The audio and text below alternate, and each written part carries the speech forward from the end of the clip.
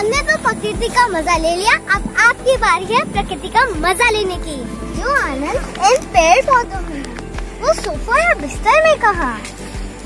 जो आनंद इन हवाओं में है, वो 5 स्टार होटल में कहाँ? क्या बोल रही हो दीदी, तुम तो ऐसी नहीं थी।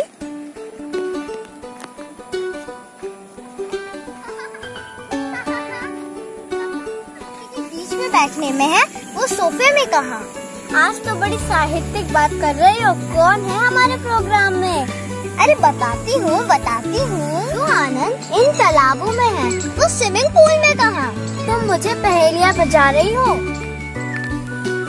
मगर जिंदगी के बहुत करीब।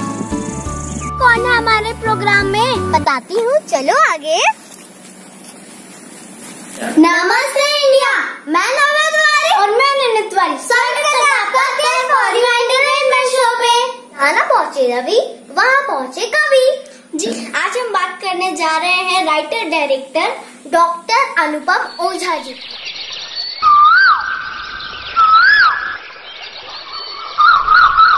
मुझे वो आनंद 5 स्टार होटल में लाखों रुपए खर्च करके नहीं मिला जो मुफलिसी के दिनों में मैंने डॉक्टर अनुपम ओझा जी के साथ हासिल किया। वाकई इनका साथ अतुलनीय रहा, सर्वोत्तम बेजोड़ जिसकी तुलना किसी से ना की जा सके। वो हैं अनुपम। जी हाँ, आज हम बात कर रहे हैं अभिनेता, निर्देशक, लेखक, समीक्षक, साहित्यकार डॉक्टर अनुपम ओझा जी की। केयर फॉर यू एंटरटेनमेंट की यात्रा अधूरी थी डॉक्टर अनुपम ओझा के बिना। आज मुझे बहुत खुशी हो रही है ये कहते हुए कि आज हमारे शो के गेस्ट हैं डॉक्टर अनुपम ओझा जी। तो आइए रूबरू होते हैं डॉक्टर अनुपम ओझा जी। सबसे पहले नव्या और अनन्या को ढेर सारी शुभकामनाएं। इस लॉकडाउन के समय में care for you YouTube channel चलाकर इन लोगों ने सूचनाएं, मनोरंजन, ज्ञान की साझेदारी की। अपने उम्र के बच्चों के लिए उन्होंने बहुत सारी मैं अनुपम ओझा, मेरी 2 किताबें प्रकाशित हुई हैं। 92 में कविताओं का संग्रह है। मेरा नोट्स, सिनेमा पर जो मैंने नोट्स लिए थे सिनेमा को समझने के लिए फिल्म एंड टेलीविज़न इंस्टीट्यूट में पढ़ाई करते हुए, BHU में पढ़ाई करते हुए, उस नोट्स पर BHU ने मुझे PhD की डिग्री दी और उसी नोट्स को राधा कृष्णा पब्लिकेशन, राजकमल पब्लिकेशन, अशोक माहेश्वरी जी ने उसको 2003 में पब्लिश कर दिया। कविता का जन्म मेरे भीतर एक आकस्मिक घटना की तरह ही हुआ था और यह ऐसे ही होता है।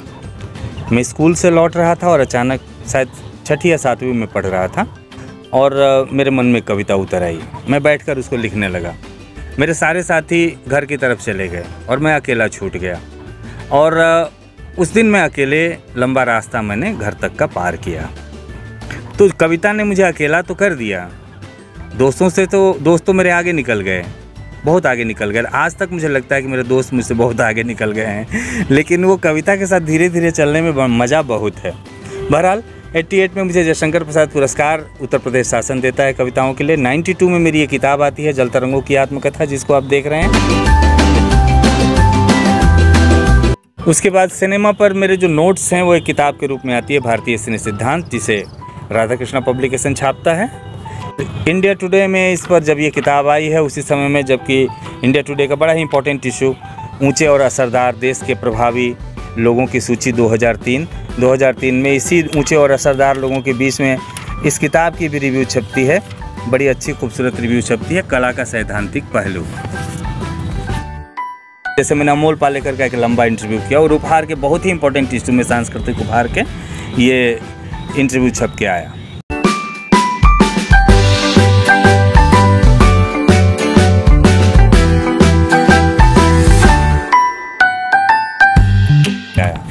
मैंने श्याम जी को एक बहुत लंबा इंटरव्यू किया, श्याम बेनेगल को, जो यहाँ छपकर आया है।